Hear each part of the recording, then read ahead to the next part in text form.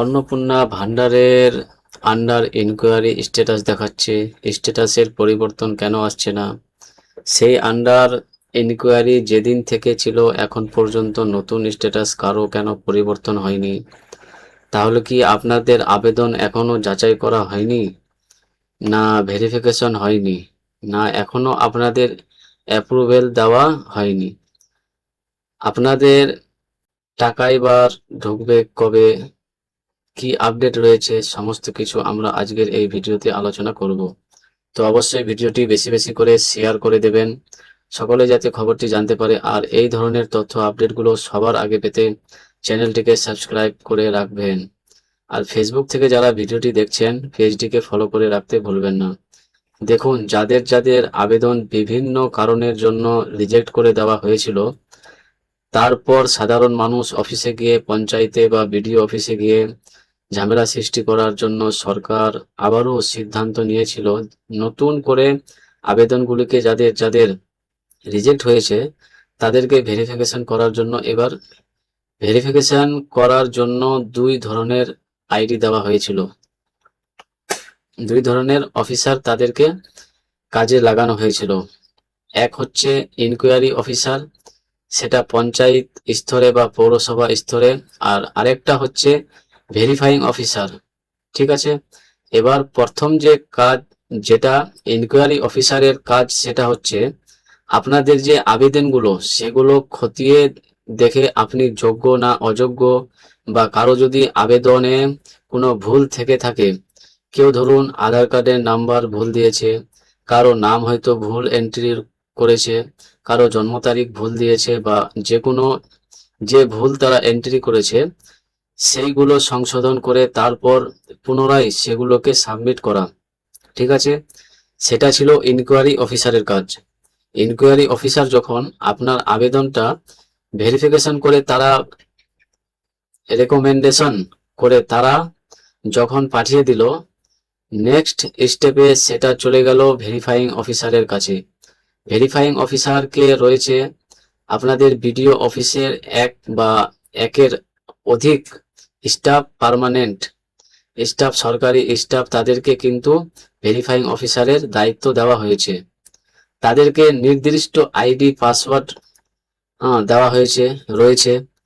তারা যখন তাদের আইডি পাসওয়ার্ড দিয়ে লগ ইন করছে ভেরিফাইং অফিসারের পোর্টালে, তাদের ড্যাশবোর্ডের সমস্ত আবেদনগুলো সেখানে চলে আসছে, যতগুলো ইনকোয়ারি অফিসার তারা পাঠিয়েছে।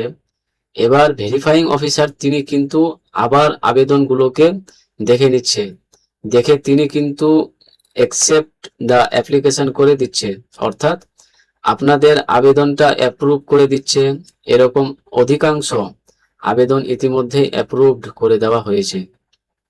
এবার আপনারা বলবেন, অ্যাপ্রুভ যে করে দিয়েছে তাহলে আমাদের কেন এখনো স্ট্যাটাস আন্ডার ইনকোয়ারি রয়েছে?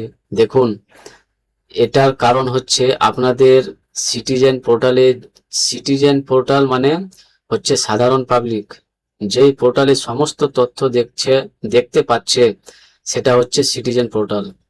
তো সেই সিটিজেন পোর্টালে এখন পর্যন্ত স্ট্যাটাসের নতুন আপডেট দেওয়া হয়নি, অর্থাৎ যে পুরনো স্ট্যাটাস ছিল সেই স্ট্যাটাসেই কিন্তু রয়েছে, সেখানে কোনো রকম আপডেট দেওয়া হয়নি। সেই কারণে আপনার নতুন কোনো স্ট্যাটাসে দেখতে পাচ্ছেন না। কিন্তু আপনি যদি বিডিও অফিসে যান, সেখানে গিয়ে যদি আপনার স্ট্যাটাসটা আপনি চেক করান, ওনারা যখন অফিসিয়াল আইডি লগ ইন করে আপনারটা দেখে দেবে, আপনার আবেদন দেখবেন ওখানে অ্যাপ্রুভ হয়ে গেছে, বা আপনার আবেদনটা পেন্ডিং রয়েছে কিনা বা রিজেক্ট হয়েছে কিনা তারা কিন্তু দেখে সেখানে বলে দেবে। সেখানে অধিকাংশ আবেদনেই কিন্তু অ্যাপ্রুভ হয়ে গেছে। ঠিক আছে, অধিকাংশ আবেদনে। সুতরাং এবারে যে টাকাটা দেওয়া হবে, অধিকাংশ জনই কিন্তু টাকাটা ব্যাংক অ্যাকাউন্টে পেয়ে যাবেন। তো স্ট্যাটাসে আপনি পরিবর্তন দেখতে পাচ্ছেন না মানে ভাববেন না যে আপনাদের আবেদনগুলো ইনকোয়ারি হয়নি বা কোনো রকম ভেরিফিকেশন হয়নি, কোনো কিছু হয়নি, এরকমটা ভাবার কোনো কারণ নেই। ইতিমধ্যেই সমস্ত কাজ অফিসের স্টাফরাই তারা কিন্তু করে ফেলেছে।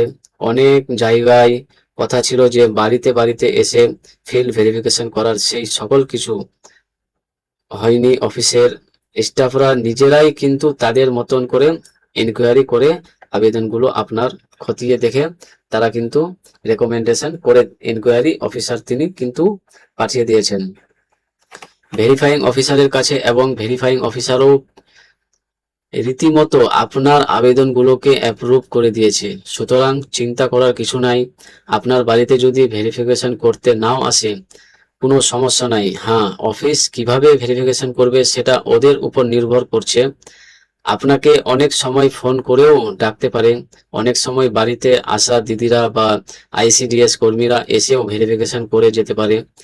হ্যাঁ, অনেক সময় ফোন করেও তথ্য জানতে পারে, সেটা তাদের উপর, বা অনেক সময় অফিসে বসেও তারা নিজেরাই ভেরিফিকেশন করে দিতে পারে। এবার প্রসঙ্গ হচ্ছে যে টাকাটা, প্রশ্ন হচ্ছে যে টাকাটা তাহলে কবে দেবে। দেখুন, টাকা দেওয়ার এক্সাক্ট এখনো পর্যন্ত কোনো তারিখ কোথাও ঘোষণা করা হয়নি। বিভিন্ন জায়গায় শুনতে পাচ্ছেন 15 তারিখ, 16 তারিখ, 20 তারিখ এরকম নাকি টাকা দেবে, কিন্তু এখন পর্যন্ত কোনো রকম অফিসিয়াল তারিখ ঘোষণা করেনি। তবে সম্ভাবনা রয়েছে এই জুলাই মাসেই টাকা দেওয়ার। যাদের ওই রিজেক্ট হয়ে গিয়েছিল, বর্তমানে আন্ডার ইনকোয়ারি রয়েছে, তাদেরকে টাকা একটা দেওয়ার সম্ভাবনা রয়েছে, তবে এখনো তারিখ ঘোষণা করেনি। টাকা ছাড়লে সেই তথ্য আমরা আপনাদের জানিয়ে দেব, বা টাকা ছাড়ার আগে যদি তারিখ ঘোষণা হয়, সেটাও কিন্তু আমরা আপনাদেরকে জানিয়ে দেব। বোঝাতে পারলাম? এবার আপনি যদি আপনার আবেদনটা অ্যাপ্রুভ করেছে কিনা বিডিও অফিসে সেটা যদি জানতে চান, তাহলে একবার আপনি বিডিও অফিসে যাবেন, সঙ্গে আপনার আধার কার্ডটা নিয়ে যাবেন। তারা কিন্তু চেক করে বলে দেবে আপনার আবেদনটা তারা অ্যাপ্রুভ করেছে কিনা, বা পেন্ডিং অবস্থায় তাদের কাছে পড়ে রয়েছে কিনা। তো এটাই ছিল আপডেট। আশা করি আপনারা ভিডিওটা বুঝতে পেরেছেন। যদি কোনো প্রশ্ন থাকে কমেন্ট করে জানাবেন। ভিডিওটি বেশি বেশি করে শেয়ার করে দিবেন, সকলেই যাতে খবরটি জানতে পারে। আর এই ধরনের তথ্য আপডেটগুলো সবার আগে পেতে চ্যানেলটিকে সাবস্ক্রাইব করতে ভুলবেন না। ভালো থাকবেন, সুস্থ থাকবেন। ধন্যবাদ।